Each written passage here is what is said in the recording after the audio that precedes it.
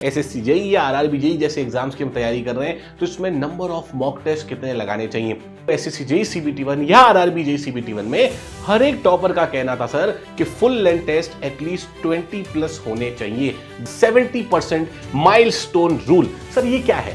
This is the most important and most powerful tool जो आपके लिए बहुत काम आएगा। थ्योरी में लैग कर रहा हूं, क्या मैं न्यूमेरिकल्स में लैग कर रहा हूं, क्या सर मैंने पीवाईक्यूज नहीं लगाए इसलिए मेरे नंबर कम आ रहे हैं। हेलो एवरीवन, कैसे हैं आप सभी? और आज इस सेशन के अंदर बहुत ही इंपॉर्टेंट बातचीत मैं आपसे करने वाला हूं कि नंबर ऑफ मॉक टेस्ट कितने लगाएं। बहुत सारे बच्चों के दिमाग में ये सवाल है कि सर जब हम एग्जाम के लिए तैयारी कर रहे हैं एसएससी जेईई या आरआरबी जेईई जैसे एग्जाम्स की हम तैयारी कर रहे हैं तो इसमें नंबर ऑफ मॉक टेस्ट कितने लगाने चाहिए, कब हमें मॉक टेस्ट देना स्टार्ट करना चाहिए, मॉक टेस्ट देते वक्त किन बातों का हमें ध्यान रखना चाहिए, और सर जो ये एसएससी के टॉपर्स होते हैं, आरआरबी के टॉपर्स होते हैं, इन्होंने अपने समय पे कितने मॉक टेस्ट लगाए थे।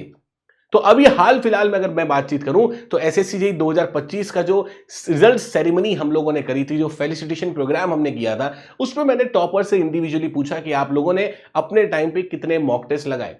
सीबीटी1 की अगर मैं बात करूं, एसएससी जेईई सीबीटी1 या आरआरबी जेईई सीबीटी1 में हर एक टॉपर का कहना था सर कि full length test at least 20 plus होने चाहिए। 20 से ज्यादा फुल लेंथ हम लोगों ने लगाए थे, उतने फुल लेंथ हर एक एस्पिरेंट को लगाना चाहिए। तो एक नंबर तो मैंने आपको बता दिया है कि 20 प्लस से ज्यादा आपको मॉक टेस्ट यहां पर हमेशा टारगेट करके चलने हैं।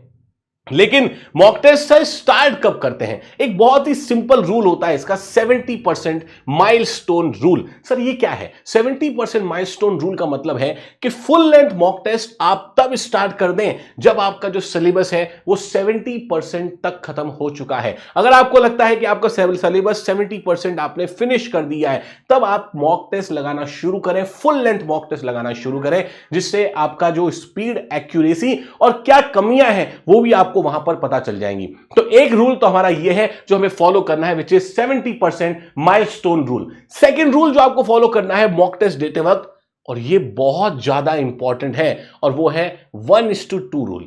1:2 रूल क्या होता है सर? 1:2 रूल का मतलब होता है जितना टाइम आपने टेस्ट देने में लगाया उसका डबल टाइम उसके एनालिसिस में लगाइए। This is the most important and most powerful tool जो आपके लिए बहुत काम आएगा कि जितना टाइम आपने किसी एक टेस्ट को देने में लगाया, मान लीजिए 2 आवर्स का आपने एक टेस्ट दिया, तो उसको एनालाइज करने में आपको लगभग 3 से 4 घंटे स्पेंड करने हैं, ताकि आप वहां उस टेस्ट की हर एक चीज को पता कर पाओ, आप अपनी कमियों को पता कर पाओ, आपको आइडिया लगे एग्जैक्टली किस सब्जेक्ट में से, किस टॉपिक में से आपके मार्क्स ज्यादा कट रहे हैं। ये एनालिसिस आपको करना है। समय के साथ ये एनालिसिस का टाइम धीरे धीरे कम होता जाएगा, लेकिन इनिशियली आपके पास 1:2 रूल जो है वो आपको फॉलो करना पड़ेगा। इसके अलावा एक चीज है, एक हैबिट है जो आपको यहां पर बना के चलनी है, और वो है कि फिक्स वीक एरियाज क्विकली।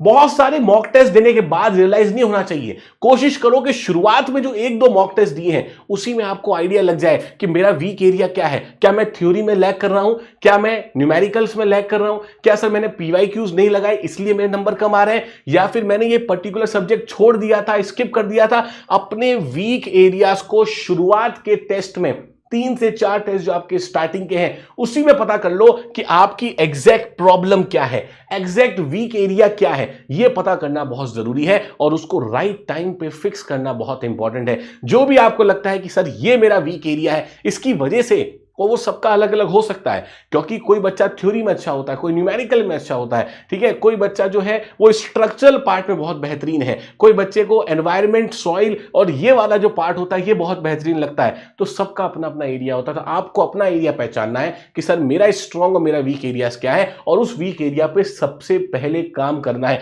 वहीं से आपके मार्क्स इंप्रूव होते हैं। तो 3 रूल मैंने बेटा आपको बताए। 70% माइलस्टोन रूल, 70% जब आपका सिलेबस पूरा हो जाए तब आप मॉक टेस्ट लगाना शुरू कर दें। उसके बाद 1:2 रूल, जिसमें जितना टाइम आपने टेस्ट के लिए दिया है उससे डबल टाइम आपको उसके एनालिसिस में देना है, ताकि आपकी एक्यूरेसी एग्जाम के टाइम पर बहुत अच्छी हो जाएगी। उसके साथ साथ फिक्स वीक एरियाज, अपने वीक एरियाज को आपको कवर अप करके चलना है, ठीक है। अब एक प्लान और यहां पर आप देख सकते हो कि अगर डियर आप एसएससी जेई सीबीटी 1 की बात करते हैं, if you are targeting right now SSC JE CBT 1, तो आपके पास दो पोर्शंस हैं टारगेट करने के लिए, टेक एंड नॉन टेक। तो एसएससी जेई के अंदर यही रूल आपको फॉलो करना है कि सर अगर आपने टेक का सिलेबस 70% से ज्यादा कवर कर रखा है या फिर नॉन टेक का सिलेबस 70% से ज्यादा कवर कर रखा है, तो अभी से इसके जो सब्जेक्ट वाइज जो आपके पास टेस्ट हैं उनको देना स्टार्ट कर दीजिए। सब्जेक्ट वाइज टेस्ट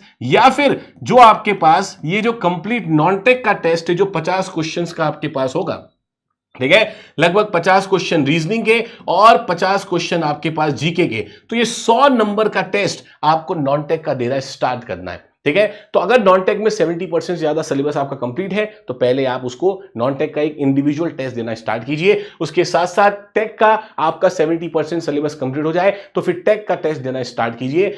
अगर आपका ओवरऑल सिलेबस 70% से ज्यादा कवर्ड हो चुका है तो फिर आपको फुल लेंथ देना शुरू कर देना चाहिए। इसमें बिल्कुल भी ज्यादा इंतजार नहीं करना है, क्योंकि जितने ज्यादा मॉक टेस्ट देते हो उतना आपको रियलाइजेशन होने लगता है कि सर ये एग्जाम क्या पूछना चाह रहा है। प्रीवियस ईयर क्वेश्चंस भी मॉक टेस्ट में इन्वॉल्व होते हैं, मॉक टेस्ट के अंदर मोस्ट आस्क्ड क्वेश्चंस भी होते हैं, मॉक टेस्ट के अंदर वो सारे रिपीटेड क्वेश्चंस भी होते हैं जो बार बार अलग अलग एग्जाम्स में आए हुए हैं, तो उससे आपकी एक अच्छी रिदम बनती है, एक अच्छा प्रैक्टिस होता है। उसके साथ साथ अगर डियर आप आरआरबी जेई को टारगेट कर रहे हैं और आरआरबी जेई सीबीटी 1 है, इसको आप टारगेट कर रहे हो, तो ये है आपका कंप्लीटली नॉन टेक्निकल। तो इस नॉन टेक्निकल में अगर यहां पर भी आपका सिलेबस 70% से ज्यादा कंप्लीट हो चुका है तो फिर आप इसका भी डियर फुल लेंथ टेस्ट देना स्टार्ट कर दीजिए। और अगर नहीं हुआ है तो पहले सिलेबस कंप्लीशन को करना। विदाउट कंप्लीटिंग द सिलेबस अगर आप डायरेक्ट टेस्ट के ऊपर कूद जाओगे तो आप डीमोटिवेट हो जाएंगे और डीमोटिवेशन से मार्क्स कमाएंगे, मार्क्स कमाएगा तो ये एक साइकिल है, एक लूप है जो लगातार चलता रहेगा और ये एग्जाम डे तक चलता है। इस चीज का आपको ध्यान रखना है, ठीक है। तो आरआरबी जेई सीबीटी 1 और एसएससी जेई सीबीटी 1 दोनों के लिए कितने नंबर ऑफ टेस्ट मैं आपके लिए बता रहा हूं। जो टॉपर्स रिकमेंडेड है कि एटलीस्ट 20+ फुल लेंथ टेस्ट की बात हो रही है, इतने फुल लेंथ टेस्ट तो आपको लगाने ही लगाने हैं। सर कहां से लगाएंगे ये सारे टेस्ट? अब तो ये समस्या आपकी कंप्लीट कर दी गई है बिल्कुल ही। कहां से लगाना है? तो 1 पास टेस्ट सीरीज है यहां से, तो 1 पास में एसएससी हो, आरआरबी हो, कोई भी स्टेट एग्जाम्स हो, सबके टेस्ट आपके भर भर के अवेलेबल हैं। तो आप 1 पास से उन टेस्ट को डेफिनेटली फॉलो कर सकते हैं, लेकिन इस नंबर पे कॉम्प्रोमाइज मत करना। ये 20 से कम मार्क्स, 20 से कम टेस्ट तो बिल्कुल मत लगाना। अब जितना ज्यादा लगा पाओ उतना आपके लिए बेहतर है, इसलिए मॉक टेस्ट लगाना हमारे एग्जाम पॉइंट ऑफ व्यू के लिए बहुत इंपॉर्टेंट होता है। उम्मीद है ये सेशन आपको बहुत सही लगा होगा और एक गाइडेंस, एक राइट डायरेक्शन जरूर आपको मिली होगी। कमेंट बॉक्स में कमेंट करके बताना पिछले अटेम्प्ट में आपने कितने मॉक टेस्ट लगाए थे।